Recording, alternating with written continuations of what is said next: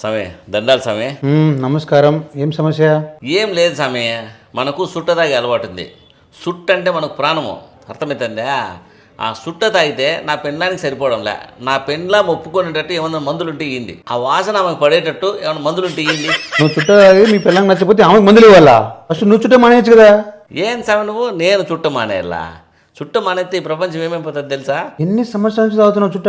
మనము మీసాలు మలిసి పెద్ద మనిషి అయినప్పటి నుంచి తాగుతానంలే. బళ్ళో మా పిల్లగాడు ఒకడు ఉండే, మా ఫ్రెండ్, వాడు అలవాటు చేసినాడు ఆ చుట్ట. అబ్బా అట్లా పీకి వదిలితే ఫస్ట్ సారే దుమ్మకాయల నుంచి అట్ట రోసం పొంగి నరాలన్నీ జివ్వు మన పీక. అబ్బా ఆ పొద్దు నుంచి అలవాటు చేసుకున్న చుట్ట ఏముంటుంది తెలుసా చుట్ట పీకితే. సర్లే అవన్నీ నీకేలా, నా పెళ్ళడానికి మందులు రాసేటే నాకు నన్ను అడుగుతావు ఏంటంటే అది. అన్నేళ్ళ నుంచి సిగరెట్ తాగితే ఊపిరితిత్తులు దెబ్బతిని క్యాన్సర్ వస్తుంది. ఫస్ట్ మానే నువ్వు. నేను తాగే చుట్ట, సిగరెట్ కాదు. సిగరెట్ తాగితే నువ్వు చెప్పినటువంటి వస్తాయి, చుట్ట తాగితే ఎందుకు వస్తాయి? చుట్ట బాగా పొగాకు బాగా మడిచి ఇట్లా చుట్టి ఫ్రెష్గా ఇస్తారు, దాంట్లో కెమికల్స్ ఏం కలపరా. ఆ బీడి, చుట్ట, తంబాకు, పొగాకు అన్నీ ఒకటే జాతే. దాంట్లో 40 రకాల రసాయనాలు ఉంటాయి. అన్నీ క్యాన్సర్ కాజేసికి దోహదం చేస్తాయి. నా పెండ్లాం నచ్చేటట్టు మందులు ఇవ్వమంటే నన్ను మానేసి అంటావు. నా గురించి కాదంటే నా పెండ్లానికి నచ్చేటట్టు మందులే. అయినా మనకు పుట్టినప్పటి నుంచి పడిసం దగ్గు కూడా రాలే. యాడుండే క్యాన్సర్ నాకెట్లు చెప్పు. నీ వల్ల నీ పెళ్ళానికి కూడా క్యాన్సర్ వచ్చి అవకాశం ఉంది. 20% 30% కేసుల్లో పిల్లలకే కాదు చుట్టుపక్కల ఉండే వాళ్ళకు కూడా క్యాన్సర్ వచ్చి నీతో పాటు తీసుకుపోయేలాగున్నావు. నువ్వు ఆపోయా ఫస్ట్. దాన్ని ప్యాసివ్ స్మోకింగ్ అంటారు. టీవీలో చూసి అవలే నువ్వు. ఇన్ని నా పెళ్ళం కూడా నాతో పాటు పైకి వస్తుంది క్యాన్సర్ వచ్చి. ఇదేదో బాగుంది, అయితే కంటిన్యూ చేద్దాం. కాదు, నేను కష్టపడి డబ్బులు పెట్టి చుట్ట కొనుక్కొని నేను పీలిస్తే పక్కనుండే వాళ్ళకి ఎఫెక్ట్ కొడుతుందంటే ఎట్లా నమ్ముతాం అనుకుంటాను? డబ్బులు నావి, చుట్ట నాది, పక్కన వాళ్ళకి ఎట్టుకొచ్చిందా ఎఫెక్ట్? స్వామి అది కాదు. నువ్వు చుట్ట తాగడం వలన లేదా బీడి తాగడం వలన దాంట్లోంచి 40 రకాల రసాయనాలు ఉంటాయి.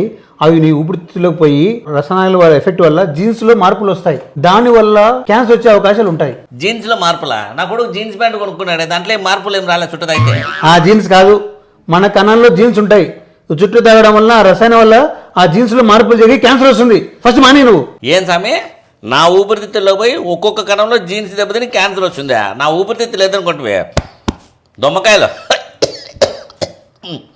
దొమ్మకాయలు చాలా గట్టివి నావే. నా ఊపిరితిత్తులు అట్లా దెబ్బతినేటివి కాదు, ఎవరు చెప్పినట్టు మారేటివి కాదు. మనమే మారము, నా ఊపిరితిత్తులు ఎట్లా మారుతాయి? అది కాదయ్యా, అవి ఒక్క కణాలు 2 కణాలు కాదు. ఆ ఒక్క కణమే 2 కణాలు, 4 కణాలు, 16 కణాలు, కొన్ని వేల కణాలు, లక్షల కణాలుగా గడ్డలుగా మారి మొత్తం ఊపిరితిత్తులంతా డ్యామేజ్ చేసి చనిపోయేదాకా నిన్ను వదలవయ్యా. అవి నీ శరీరం అంతా పాకుతాయి, రక్తంలోకి చేరి మిగతా అవయవాలకు చేరుకొని అవి చనిపోయిన దాకా వదలవయ్యా, మానేవయ్యా. ఏంది స్వామి ఏందేందో చెప్తా నువ్వు? నేను చుట్ట తాగి ఆ స్టైల్గా ఓ ఫోటో తీసిపెట్టింటే మా ఊర్లో ఆడవాళ్ళందరూ నా ఇంట పడినారు. అబ్బాయి ఏం దాదన్నా బావా చుట్ట మా ఇంటికాడికి రావతారు అంటున్నారు వాళ్ళు. వాళ్ళందరికీ నచ్చింటే నువ్వు నాకు తప్పని చెప్పి భయపడిస్తావేంది? ఫోన్లే, నేను చేసేదంత తప్పైతే సినిమా హీరోలు, సినిమాల విలన్లు, పక్కన ఆర్టిస్టులు, ఆ పక్కన ఉండేవాళ్ళు, ఈ పక్కన ఉండేవాళ్ళు అందరూ బీడీలు సిగరెట్ దాక్కుంటా స్టైల్గా దమ్ము కొట్టుకుంటా ఇట్లంతా చూపిస్తారు కదా. నిజంగా తప్పైతే, నిజంగా నువ్వు చెప్పినటువంటి జరుగుతాయనుకుంటే సినిమాలో చూపించకూడదు కదా మళ్ళీ. అవి చూడవా నువ్వు? అవి కింద వాళ్ళు లైన్లుగా లేస్తారు కదా, ధూమపానము హానికరము, అవి ప్రాణాంతకం అని చెప్తారు. సినిమా స్టార్టింగ్లో కూడా చెప్తారు. అవి క్రికెట్ అయిన పెద్ద ఉన్నాడు, ఆయన ద్రవిడ ఉన్నాడు, ఆయన చెప్తాడు, అందరూ చెప్తుంటారు. అది వినరా మీరు? లాస్ట్కి ఆ సిగరెట్ ప్యాక్ పైన కూడా ప్రాణకరమని రాస్తారు, హానికరమని రాస్తారు. అది చదవరా మీరు? నీ దగ్గరికి రాకపోయినా బాగుంటాండా. నా పెండ్లాం రోజు నన్ను సతాయిస్తుంది, రోజు చుట్ట తాగదు నాకు పడలేదని. దానికేందో మందుల కోసం వస్తే నువ్వేందో నన్ను పట్టుకొని క్యాన్సర్ వస్తుంది, నువ్వు చచ్చిపోతావు, ఆటికి పోతావు, ఈటికి పోతావు, వాళ్ళు చూసినారు వీళ్ళు చూసినారంటావు. పోసామే నువ్వు మాట్లాడేటువంటి అడగని. రోజు పొద్దున్న లేస్తేనే 2 చుట్టలు అని పీకిటి దమ్ము విడిసకపోతే మనకు నరాలు జివ్వు. మనం సాయంత్రము రాత్రి రోజుకు ఒక కట్ట చుట్టలు అయిపోగొట్టకపోతే మనకు మనశ్శాంతి ఉండదు. అర్థమవుతుందా? మనం సుఖంగా లేనప్పుడు ఏ దాని గురించి ఆలోచించి అవన్నీ మానేయడం వాళ్ళు చెప్పు. అవి మనకు సుఖాన్ని ఇస్తానే కదా.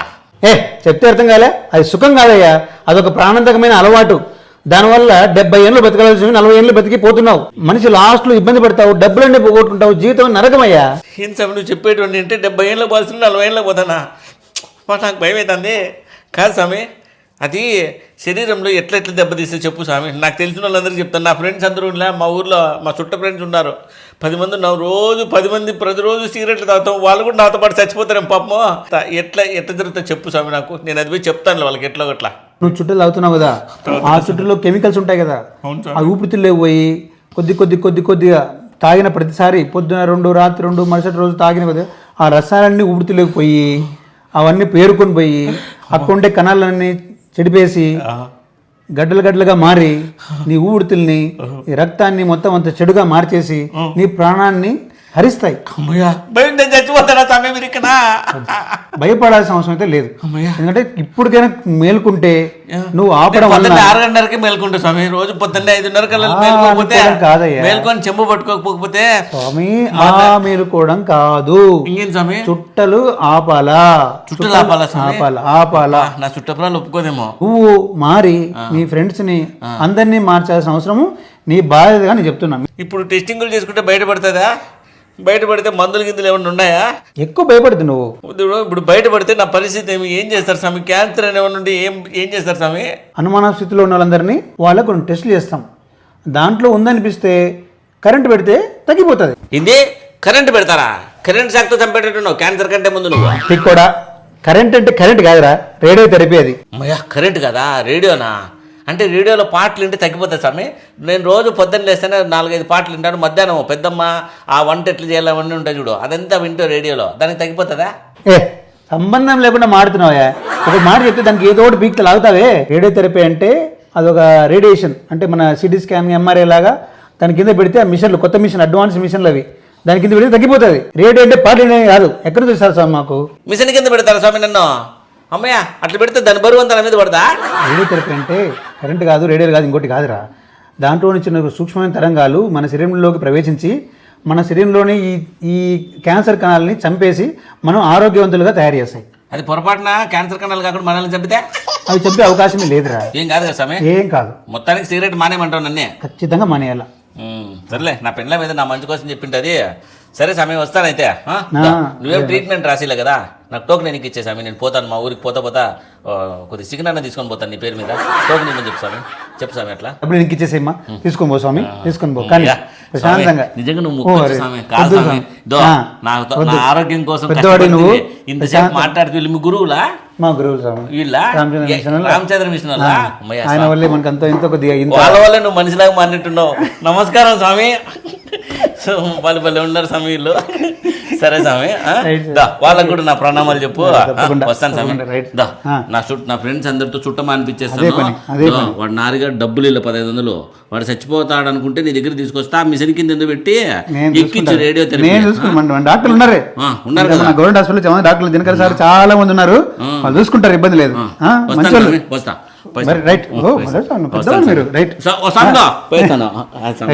గురువులు కూడా చెప్పు.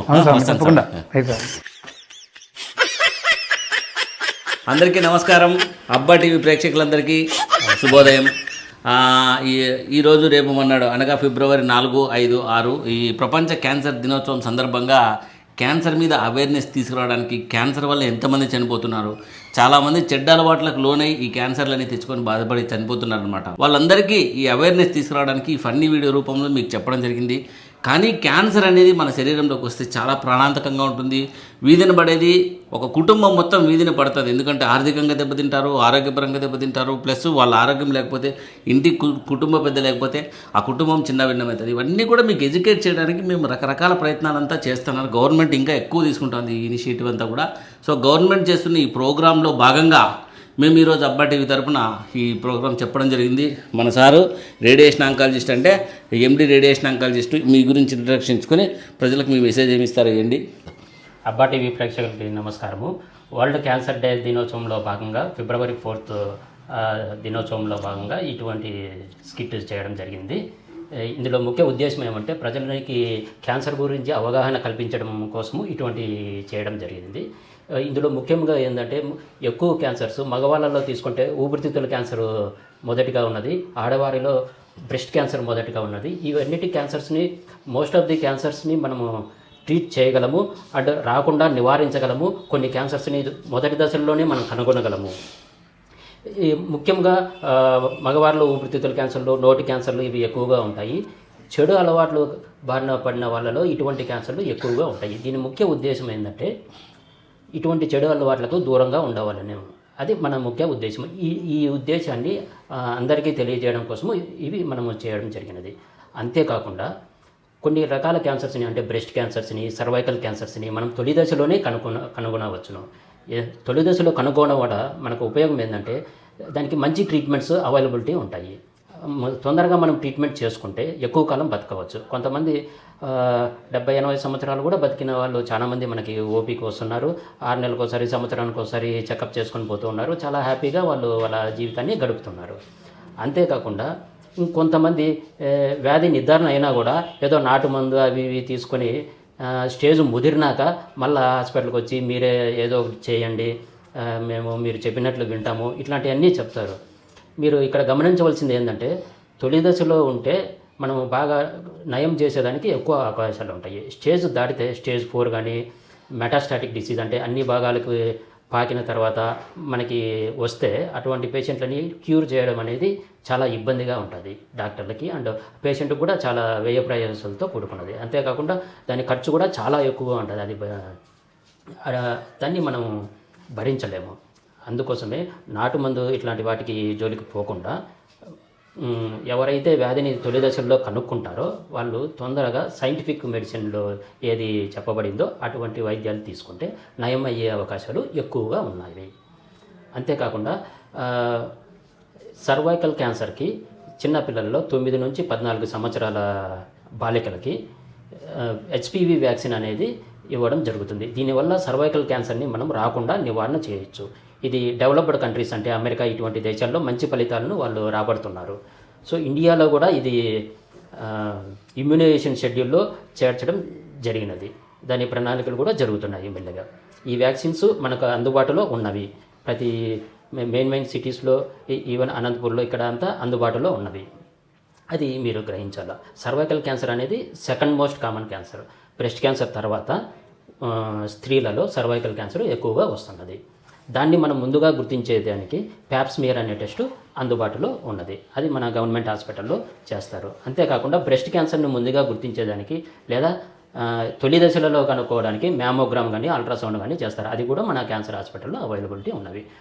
చూసారా, గవర్నమెంట్ చాలా అడ్వాన్స్డ్గా ఇనిషియేటివ్స్ అన్ని తీసుకుంటా ఉంది దీన్ని అంతా నివారించడానికి, క్యాన్సర్లను నివారించడానికి, వచ్చిన క్యాన్సర్లను ట్రీట్మెంట్ ఇవ్వడానికి. చూసారా, మనము తిక్కబట్టి చెడ్డ అలవాట్లన్నీ అలవాటు చేసుకుని దానివల్ల తెచ్చుకునే రోగాలకు గవర్నమెంటు ట్యాక్సులు కట్టిన డబ్బులతో మనకు ఎన్నో సదుపాయాలన్నీ కల్పిస్తుంది. కాబట్టి మన ట్యాక్సులకు మనమే బొక్కేసుకుంటున్నాం. కాబట్టి జనాలందరూ మేల్కొని చెడ్డ అలవాట్లన్నీ మానుకోండి, మీ ఆరోగ్యాన్ని జాగ్రత్తగా పరిరక్షించుకోండి, మీ కుటుంబాన్ని జాగ్రత్తగా చూసుకోండి. నువ్వేమైనా చెప్తావు శంకర్? నువ్వు చెప్తావు, నువ్వు ఏదో ఒకటి చెప్పు. సో నేను డాక్టర్ శంకర్ నారాయణ, చిన్నపిల్లల డాక్టర్ని. సో చాలా వరకు మనకి ఈ క్యాన్సర్ అన్ని కూడా కొన్ని